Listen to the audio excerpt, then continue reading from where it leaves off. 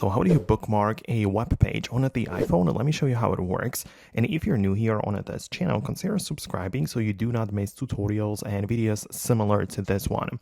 Anyways, when you're browsing your internet through the Safari web page and running the latest iOS 26, it kind of changed with that version, but you have to be in a page like this, tap on the three dots next to the URL like that, and you have a bookmark icon, so you can literally edit to the bookmarks like that, right?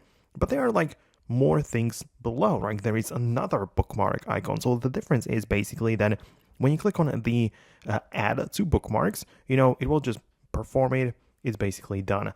However, you can also choose add a bookmark to, and this will give you the selection to, save that particular website, give it a different name, and also choose the location. So if you have like more folders, you'll be able to save it to a different folder. Right, so when tapping on the three dots, go to the bookmark section and you might see some different favorites, but you can also set up a new folder or manage them in here. So if you select a new folder, you'll be able to then, before you save it to bookmarks, choose a folder where you specifically choose it for better organization. So that's something that you can do as well.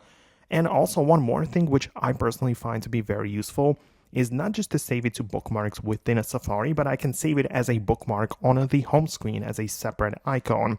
Right, so I can click on the three dots, tap on share, and choose to add it to the home screen, which makes it, as an icon on my home page. I can tap on it.